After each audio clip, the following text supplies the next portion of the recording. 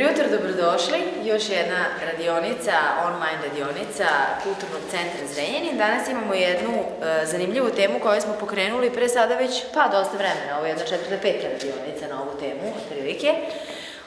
Danas smo u Aluzu.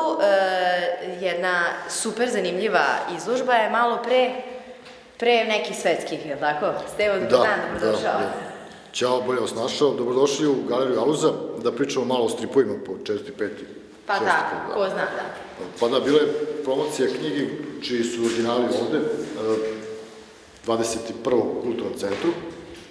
Svetska, zapravo evropska, jer knjiga u Francuskoj nedelju dana kasnije. Izašla je zapravo 26.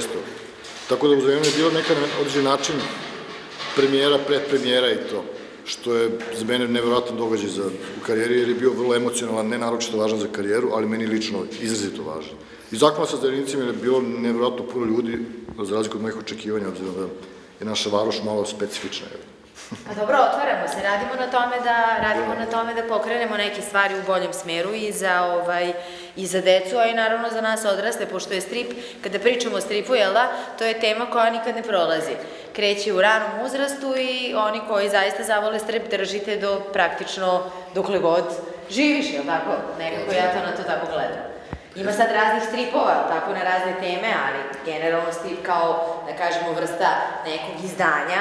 Doduše, kod nas nije još ni možda tako jako, nisu neke stvari, da bi recimo možda takve ogromne novce davali kao u svetu, ali imamo mi ozbiljno dobre crtače ovde u Zrenjaninu, da se ne šalimo, tako?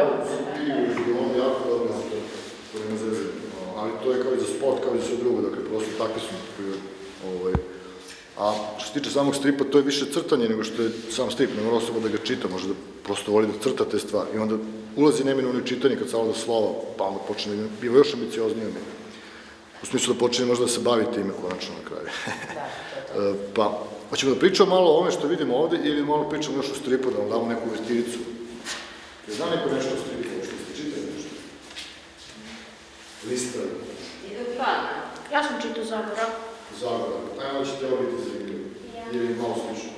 Ne, Zagora ne da je prvi strip. I to je to, još neko? Ja. A ti, šta si čitao? Zagora. I ti si Zagora. Pa onda nećemo pričati o Zagoru danas, ovdje nema ovde. Pričat ćemo o nečemu što je malo starije od Zagora, to su Conan i Tarzan, jer oni realno jesu značajno stariji, čak su pomogli da Zagor nastane. I Zagor je zapravo nešto što je Tarzan, ali u malom. Kao neka vrsta mlađeg brata koji bi se izmislili da bi pokušali da ga kopiraju kad je postao jako popularan. Ja sam radio na Tarzanu i na Conanu i ovde su nam originali Conana i tamo iza ima 3 originala iz albuma Tarzan. Pa bih ja, pošto ćemo mi sad malo da prošetamo kroz ove originale, vas poveo da vidite kako to izgleda i ako neko ima nešto da pita, slobodno, tipa čime je crtano, na čemu je crtano, koliko dugo trajalo rad ili koliko traje čitanje, koliko dugačak strip i tako dalje. Pa ajmo odavde. Prvo ću da vam pokažem ovo tu u vitrinici, jer po tome svi znaju kako je bio strip. Ovako izgleda kada se oštampa. Ovo je s leve strane srpsko izdanje, mogli smo 21. na moju veliku radost u Zrenjaninu, u velikoj sali kulturu, a ovo s desne strane je francusko originalno, koje je objavljeno 26. januara. I kao što vidite, ona su oba ista, samo što ovdje piše na srpskom, a ovdje je na francuskom. I broj strana je sličan i tako dalje. Dakle, tako izgleda strip u Francuskoj, nije kao Zagor kod nas, ali nekim kolicama i ovako, ne znam, jeftiniji.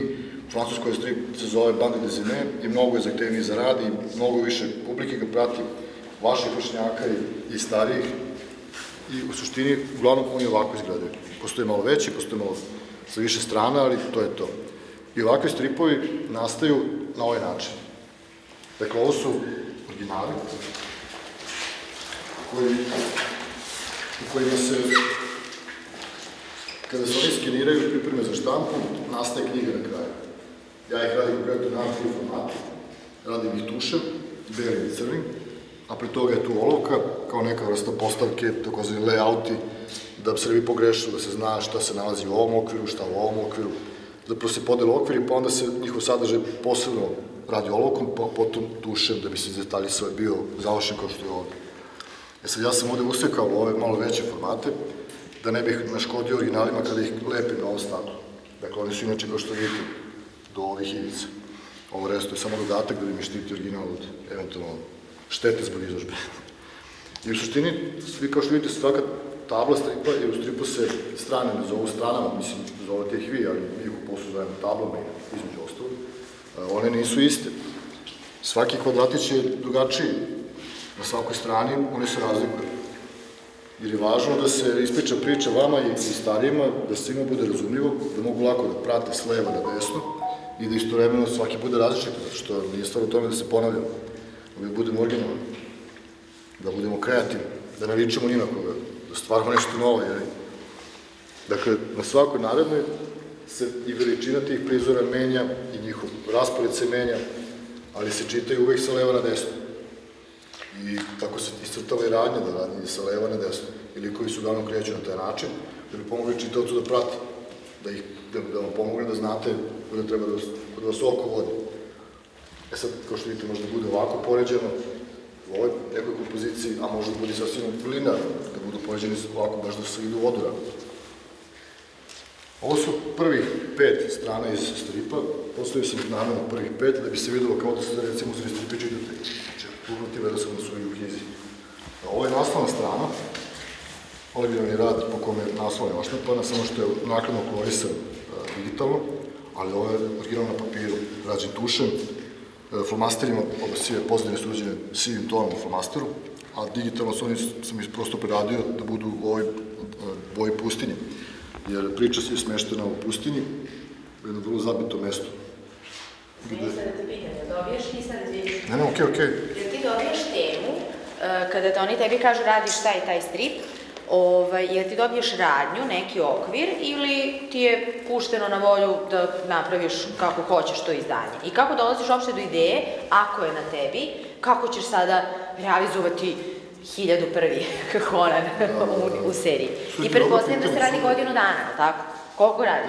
Možda i više, je li tako? Pa te banalne ugovorne relacije da ti si obavezan da završiš projekat u tom roku. Dakle, ako se potpiše ugovor sa izdavačem, da to bude tad gotovo, to je inače godinu dana, ali najčešće nikad ne radim toliko dugo niko.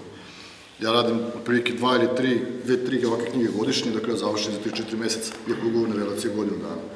No, super ti pitanje ovo za samu priču.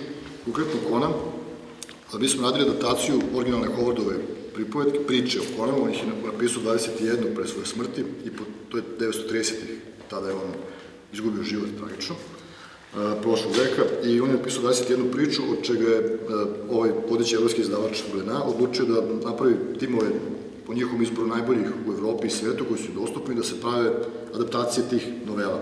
Dakle, bit će 21 knjiga, ne više od toga, i te su priče specijalizovane kroz timove koji su pažljivo birani, da se svaka priča ove koje će što bolje može da bude drugačija i tako dalje.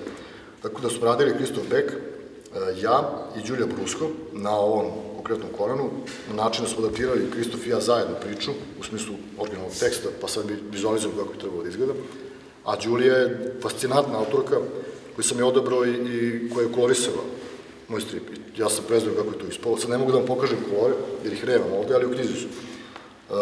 Dakle, tako nastaje ovaj strip. Tarzan, pokazat će mi njega, on je nastao slično, ali nikad nijedan strip taj nije isti. Evropski strip je jako zahtevan za rad, ne može da ga radi svako, zahteva posebnu pažnju, zahteva i republika emancipovana, zahtevna, stroga, oni baš traže stvari i plaćaju te stvari. Jako je teško probiti se i trajati na evropskom tržištu, teže nego na bilo kom drugom, i republika emancipovana. Ne prolazi, ne znam, bodybuilderi u ne znam, trikojima i ti superheroji, nego prolaze verodostojne priče, realne, oni hoće stvarnost. I plaćaju, ali traži kvalitet. A ti crtaš sada, opet prekidam, pošto si rekao da je ovo da je digitalno rađena boja, a ja znam da se i crta sada već, strip može i digitalno i da se crta i proces. Kako da ne, naravno, ja radim i digitalno i tradicionalno papiru, zato što prosto možemo se. Mislim, ne libim se toga. Šta ti je lakše ili teže? Podjednako uživam u oba pristupa, zato što je ovaj tradicionalni i tu se stalno pokazuje veština osobe. Čak na određen način može da se vidi, da se čita kroz to kada osoba, on ili ona, sve da rade na papiru, čak se čitava inteligencija osobe kroz rešenje koje bije. To što se na digitalno može malo sakriti, ima taj famozni jedan dub gde se sve vraća gore k nazad, da ispadaš mnogo bolje nego što stvarno jesi. Na papiru to sve ostaje urezano kao rukopis i može čovjek da čita ko ume da gleda. Dakle, ja prosto radim i tradicionalno, radim digitalno, radim i na velikim formatima koji su iza, mislim, ja nemam, radio sam i na kameru među nama. Ovo je jedna od strana po redu, četvrta, isto redu sad iz knjige, koja, kao što vidite, nema nikakve kvadratiće, cela je samo jedna slika. I ovo mi je posebno draga tabla, zbog toga što se tu, recimo, pojavljuje taj grad prvi put, koji se zove Ksutal, kome je knjiga nosi ime, i prvi put se pojavljuje lik Konana, koji je, prethodno godinu i po dana, po mom dizajnu, poprilično obišao Evropu, i baš ga ljudi dobro znaju, nose ga na majica, već koliko sam mogu da vidim. I on se nalazi na ovoj slici ovde, male gore. Sada, tu se razlikuje i stilske stvari, jer ja ne samo što, bar je to moj pristup, dakle, možda se radi vrlo crnim, grubim masama, možda se radi linijicama, šafuricama, ili možda se radi na načine kao što je ovaj, vrlo tankim grafičkim pristupom, tankim linijama i tačkicama, i ovde, recimo, možda se uvedi kao što sam radio na sledeći način, kombinujući sve to na jednom mestu, ima dosta crne, dosta tačkica, šafurica, a na one, recimo, naslovi i sve crno.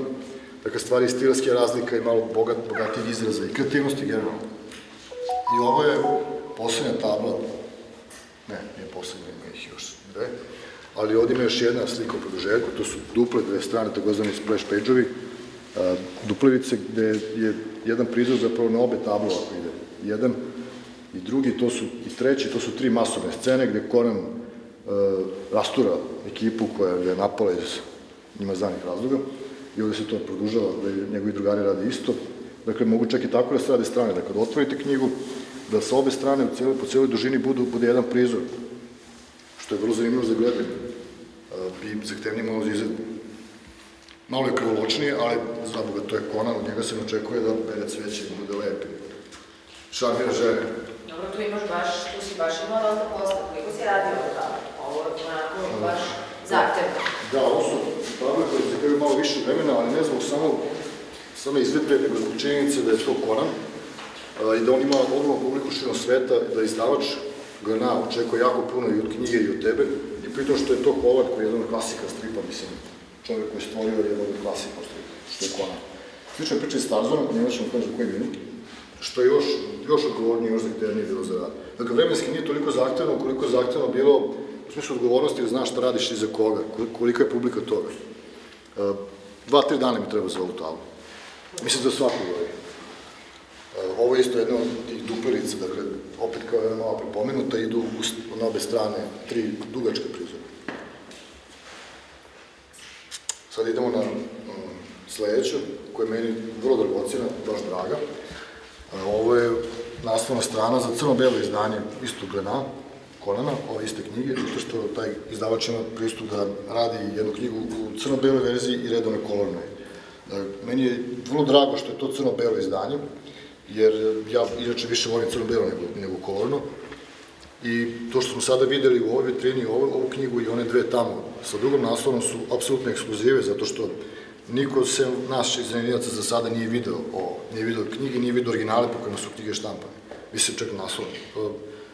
Ovu naslovu neće niko ni vidjeti van Zrenjanina. Prosto to je moja odluka, kao ni na drugu. Crno-bele izdanje su meni jako dragocena, jer su mnogo skupi u Francuskoj. Retko ko u Francuskoj dobija, što je priliku da dobije crno-belo izdanje u smislu autora, naročito još ako niste iz Francuske i slično. Ovo je jedno koje po inerciji radi Glenar, ali moj Conan će biti oštapan i u posebno kolekcionarsko crno-belom izdanju koje je mnogo veće od ovoga, mnogo deblje i mnogo skuplje.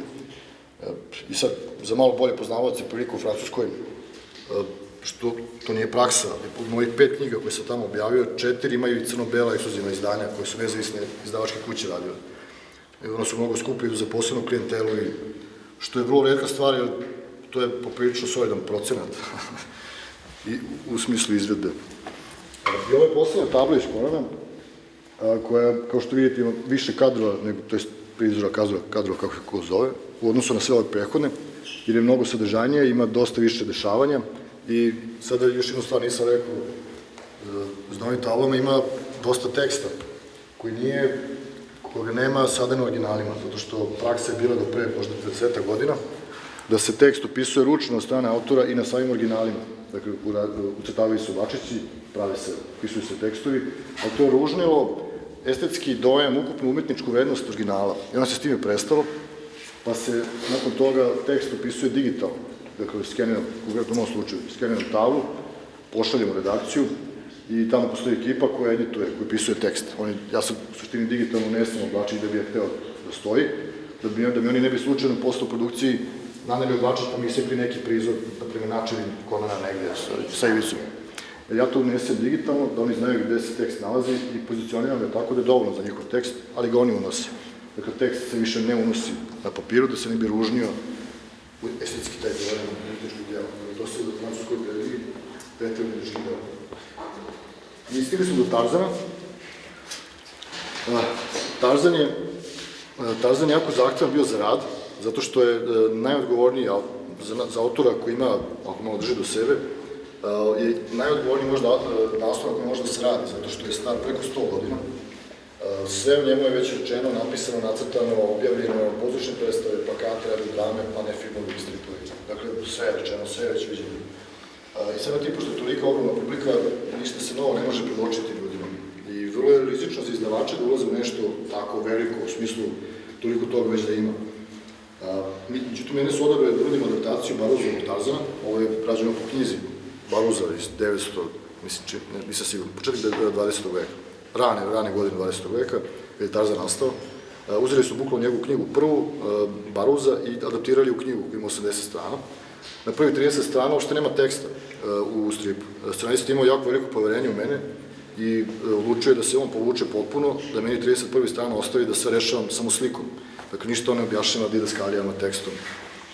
Što je bilo vrlo smelo, ali je on i znao da će to biti urađeno kako treba. Ne bi se desilo slučajno. I ovo je jedna od tabli iz albuma, to je tabla 16. po redu, gde Tarzan pronalazi kuću u kojoj je rođen, koju su sazidali njegovi roditelji, Lord Greystock, i pre nego što su preminuli, i evo je on tu naišao na nju, otkriva je posle svojih 16 godina, 15 godina imao prilike ovde na ovoj tabli, i ulazi ponovo u nju i ne dođe na svoju kolevku i počne od tog momenta dalje da uči malo. U stripu Tarzana mi smo zapravo pristupili tome od momenta kada je on na način realizovao priču, od momenta kada je rođen, do momenta kada je stasao da je rezan punoletstvo. I 17 godina njegov prve godine života su obeležene na nekog 80 strana. I, dakle, ceo proces kako je on došao do toga, da sazna ko je, kako je počeo da uči da govori, on je odrastao među majmunima, to se zove Gospoda džungle, zapravo manganizima, koji su neka vrsta, Baruz ih je raspisao da ne budu majmuni, nego neka karika koja nedostaje. Oni su nemonoliki, ali nisu sapiensi, ali nisu baš gorila. Jer je to bilo, dobro sad je tu tema za sebe, to je neki rani 20. vek kada su one neprijatne, oni izmi stasavali svi i ti majmuni su imali neku simboliku tada drugu odnosno ono koji imaju danas. I mi smo u adaptaciji pokušavali da što dalje odemo od toga, pa smo, recimo, te majmune, ja sam u iscrtavanju uspravio da hodaju dvonoške, to jest ne, oni su trebali da hodaju, međutim ja sam ih vratio da hodaju četvronoške. Oduzeli su im moć govora da ne mogu da pričaju, ali inače su pričali. Tako da, gledali smo da budemo što tolerantniji, jer ovo je ipak 21. veka, ne 1915. 20. kada znamo šta se sve dešavalo istorijski. Dakle, epoha je druga i treba biti pažljiv zbog pritom i publiku u Francuskoj koja je emancipovana, budna do kraja, koja ne toleriše ni najmanje nikakav iskorak u osude ili bilo šta neprijatno. Cancel kultura je tamo najjača u Evropi. Dakle, treba voditi računa i imati poštovanje prema publici, jer publika predstavlja taj, ja ga zovem, petim zidom u izražavanju, jer oni, kako bih rekao, dakle, imate četvrta osnovna, imate četvrti zid koji je zapravo ona barijera između čitavaca i vas, kada lista strip, ali peta je samo poštovanje prema publici. Dakle, vi morate kada proizvodite neku umetnost da poštujete osobu koja će to da čita, da gleda u muzejima ili gde god, jer jedini način da pošaljete poruku stvarno ako volite i poštujete ljude koji su poštovaoci vašeg dela, čitavaci i publika generalno. Ne radi se sve za pare, radi se malo iz legata, da isporučujete poruke ljudima koji treba da traju možda i dugo nakon što vas više ne bude na ovom mestu. Mislim, naravno, 100 godina, recimo. Dakle, treba biti jako pažljiv u odabiru svakog prizora, gde se šta stavlja, zbog čega se stavlja i imati uvek na pažnji u očima ili ušima osobu koju se obraćate, to je u ovom slučaju publiku. Ja se jako rukovodim s time, zato što ti ljudi, kada već uzimaju neko delo naliko ovome, žele da budu i bar ne uvređeni ni podeštavanjem ili ne uloženo dovoljno truda od strane autora. To je evropsko tržište. Imamo još ovu tablu koja je tabla 56 stripa od 80 koliko ih ima, gde je obrađena scena čuvena, gde su Tarzan i Jane se sreli i gde ide ona čuvena replika ja Tarzan ti Jane.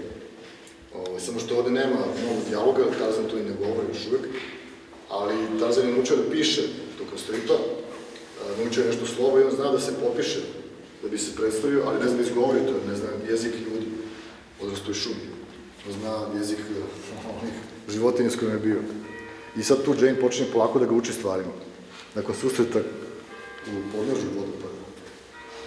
A vidiš kako si Tarzana lepo tu sve doslikao, a Jane si nam ostavio mi malo da razradimo.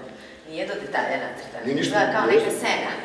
To su sve detalji koji treba da budu na mestu, zato što se vodi računa o činjenici da ima i kolor, to je važno. Ne smije da ugušiš sve previše crno i imali su više prizore, ne smije da ostane fleka na kraju, jer to se izgleda malo ovako veće, pa deluje malo praznikavo, ali to je ovaj format kad se oštampa, on je manji. I kad ima više prizora koji su nabijeni svaki jedan, pri toj kompresiji usled štampe, to proizvode određenu buku, znaš, on treba se vodi računa. Još pritom ne smije se biti sebičan, ostaviš prostor i za kolor koji treba da da ambijent, lepotu prirode, dakle, ostavlja se mesto. Jer treba ipak da uradi nešto iz osobe koje možda ne vole crno, voli više kolor. Dakle, nije ništa ostavljeno slučajno, sve je to pažljiva matematika pri radu, jer odgovornost radu na ovakvim naslovima je monumentalna, ne dešavaju se često. Mali broj ljudi u baštini stripa radio na ovom naslovu preko 100 godina. I kad se delegira neko da uradi to, na prvom mestu ono što treba se ima na pameti, to je odgovornost, zato što je to ozbiljna baština i publika je željena da čuje i istovremeno je jako spremna da osudi i da canceluje to ako im se ne dopadne. I sad to je na prvom mestu šteta izdavača koji ne bi da se zeza s tim. Dakle, vrlo odgovorna priča, ali Bogu hvala nama je Tarzan prošao u Strava. Ovo je francusko izdanje originalnog Tarzana, a ovo su već reizdanje, licencirani strip.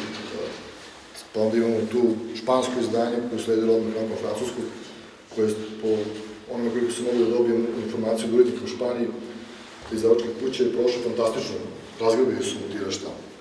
Ovo je holandsko izdanje, oni imaju dva, jedno je kolekcionarsko i jedno redovno. Ovo kolekcionarsko ima moje ekslibrise 400 primjeraka koje sam ispopisivao i sa svakom knjigom ide po jedan primjerak zapravo ovih kopija sa mojim potpisom.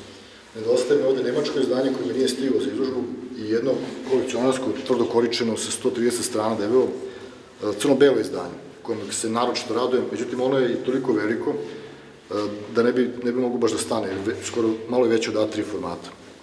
To je baš knjižurina, onako žešća, koja ima svoju posebnu kutiju i to ne bi ni stalo ovde. A i ovo je naslovna strana, poslednji original za strip, koji takođe ostaje sa mnom, ne ide van Zrenjanina, ne ide van Srbije, jer je meni dragocen i prosto tu se vidi Tarzan kako ja mislim da Tarzan treba izgleda i ta njegova ekipa s kojom oni rade stvari. A ovdje si nešto radio, to stoji u nas u kulturnom centru. Jeste, sad da. Samo ovo Batmana više videla. Batman je nov.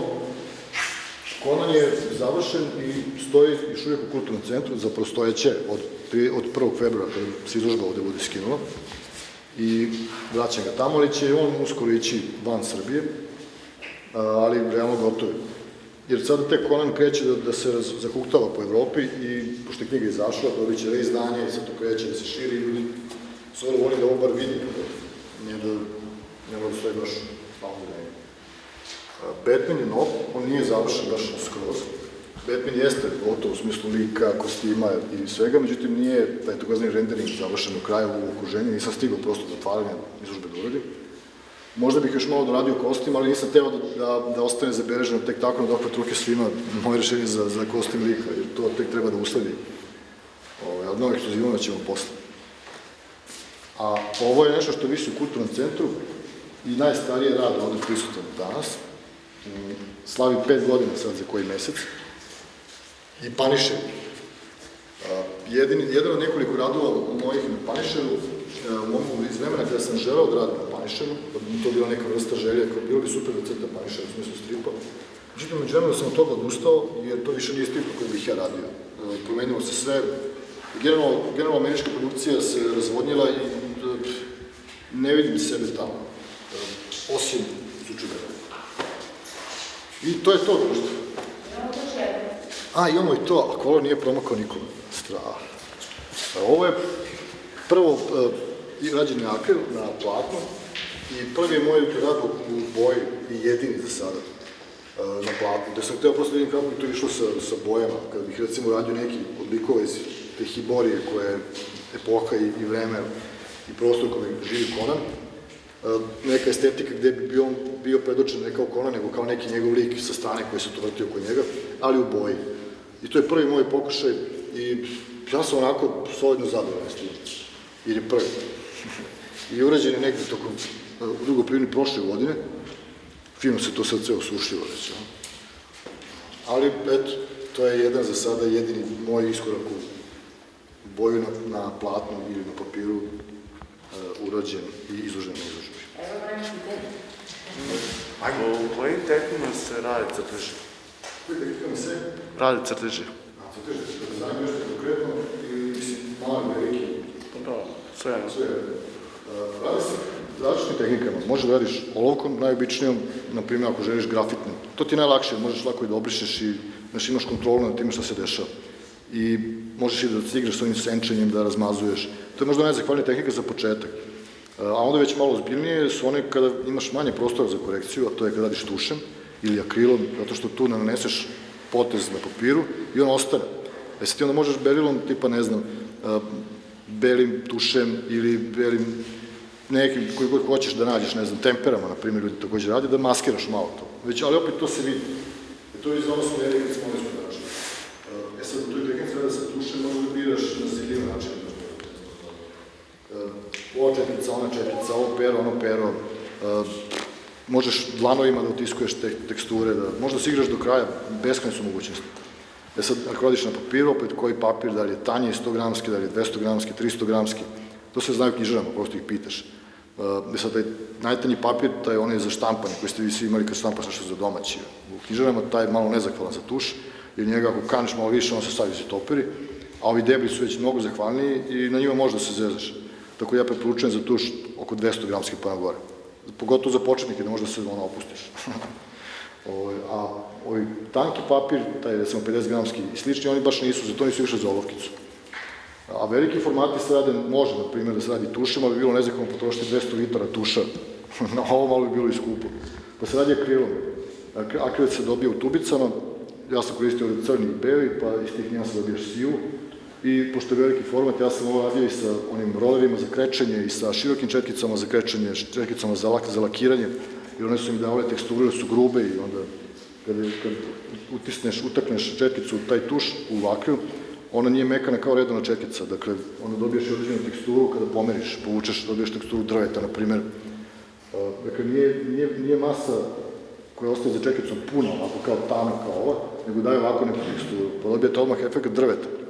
Samo tim što ste tako grubu četkicu močili u taj akril. Dakle, možda se igraš sa čime hoćeš, ali stvari u tome da naučiš one osnove, a osnove, mnogi moji kolegi koji su profesionalci ne znaju osnove, ali znaju nekakve stvari.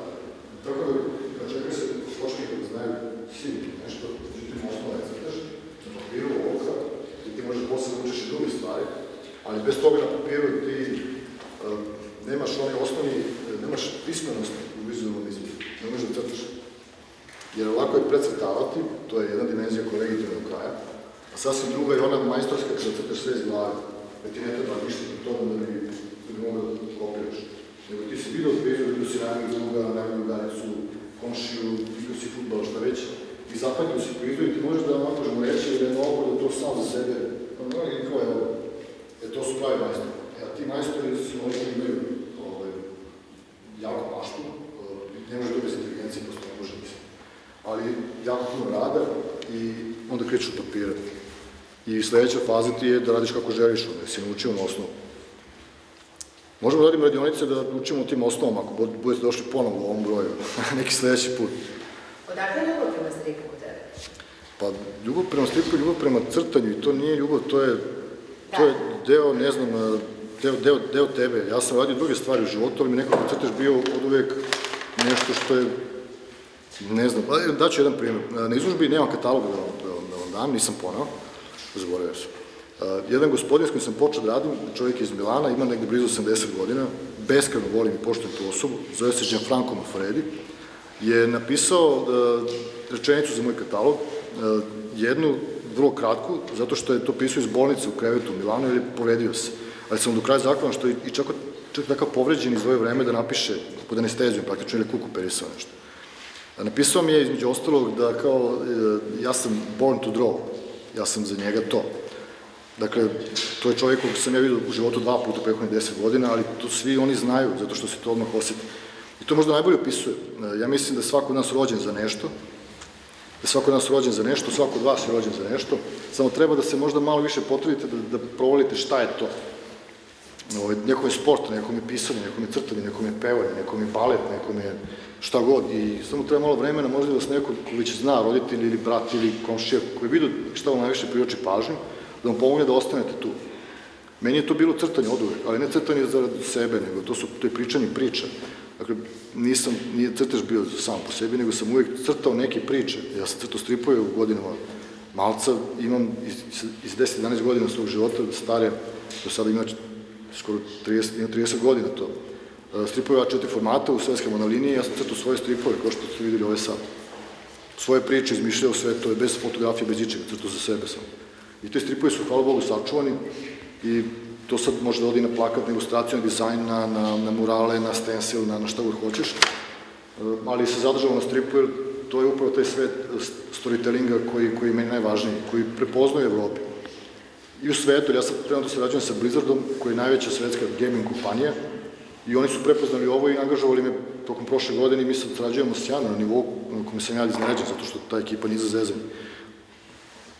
Kurizitet vezan za Blizzard, recimo, da ih je pre nekoliko nedelja kupio Bill Gates za $69 milijardi. Mislim, to je najskuplje plaćena franšiza u istoriji vizualne umetnosti za sada. I to je možda najveća svetska gaming kompanija, ne mogu reći na čemu radimo, ali ti ljudi su isto vizualne umetnosti i zanimalo ih i ne to da li radim stripove, nego kako pričam svoju priču. Ima taj autentičan rukopis, tako dalje, on se prepoznaje diljem sveta, ljudi to vide, mislim. Ne kod mene, vide kod svakog ko ima neki potencijal. Žena, muškarac, nije važno. Tako da što se tiče stripa, njemu može da se priča jako puno i on je onako gledano tehnički, on je, ne znam, određeni broj strana nagomili, lepo koričen, fin, onako, za imati i za kupiti, ali sve iza toga je jedna golema gomila rada koja nije samo na autoru, nego i na svim ostalim ljudima, na kolegama, na urednicima, na izdavaču, na marketing departmanu, na publici koja to hoće, to se zida vremenom. To je malo zahtevniji proces, ali je jako dobar. U njemu se uživa do kraja. Piti. Da li crtate možda ženske junake? Ženske junake, da, pa imaš iza sebe. Ona je uvijek ima neku sapunicu koja se uvijek pričala konkretno ovdje kada se radi ja, ona se zove Natala i ona je ženska junakinja u stripu. Ali ako misliš, ne znam, magična žena, Wonder Woman, to ne. To ne. Da li si do sada radili neke stripove gde je žena glavni lik, glavni junak? Jesu. Radio sam jedan za Sergio Bonelli za italijansku izdavačku kuću, gde je žena bila jedan od 3 glavnih likova. Ali to nije superherojski strip, u smislu da sad kao žena ide i rešava stvar, nego je žena jedna od tih 3 ljudi koji rešavaju stvar. Znači, žena koja vodi priču. Dakle, to se stalno dešava, zato što stripovi se bave temama koje su i muški i ženski, i publika je muška i ženska, tako da nema nikakvih podela to. Mada ima problema, recimo, ne znam, neki ljudi ne znaju da crtaju muški akt, neki ne znaju da crtaju ženski akt, neki ne znaju da crtaju emocionalne scene, u smislu da se prikaže emocija, neki ne umiju da crtaju one agresivne scene gde se prikazuje nasilje, a sve to sastavljeno deo života, mi imamo u životu i ljubav i nasilje. I to treba naučiti da se pravilno teža, šta je dobro, šta je loše. I to se sve stavlja malo i ovako iz pedagoških razloga u priču, vrlo pažljivo, artikulisano da nikoga ne isprovocira, da nikoga ne podstakne na jedno ili drugo, nego da nauči osobu. Tome služi strip, mislim, umetnost generalno. Da prosvedi poruku, da edukuje oni koji dolaze posle nas i da ostave svet malo bolje mesto nego što je bio prema što je taj autor počeo da radi to. Kada ste počeli da se bavite crtanjem? Koliko je da? 11. Bio sam mlađi od tebe, ali sam u tvojim godinama već crtao stripove. Ali, mislim, baš sam bio mlađi, ja sam odmah počeo crtam, kao što ti imaš sigurno nekog drugara koji crta non stop, ili crta od uvek, tako isto ja. Dakle, tu nema granice, nije važno baš kad si počeo, već je važno da nisi odustao. ako je to, ne znam, šta god tebi u životu, da nikako ne staneš. Ni po kakvu cenu. A imaćeš prepreke. Te ja ih zovem ležeći policajci, oni se neminovno dese u životu, znaš. Mora malo da trucka, ali važno je da ne odustaneš. Ja to stalno volim da kažem, ko je najbolji, onaj ko je ostao do kraja, pošto je najteže ostati do kraja. Tako da, i trebate da pobedite uvek sami sebe, to je ono što je najbitnije. Imate još neko pitanje, deco? Ne. Onda ćemo mi da se zahvalimo Stevi na današnjoj emisiji, a i da ga naravno pozovemo na jednu od sledećih, da ga pozovemo na jednu od sledećih, da produbimo ovu priču, jer je ovo tema koja zaista može da se priča i da se priča i da se priča. Možda ćemo da pogledamo te ženske likove, sad me zainteresovali da vidim kako vidiš žene. Vidim ih dobro, hvala Bogu. Hvala vam, deca, puno što ste bili, nadam se da ste uživali i vi ovde i vi pored malih ekrana. Ova izložba je otvorena do 31. januara ovde, tako je.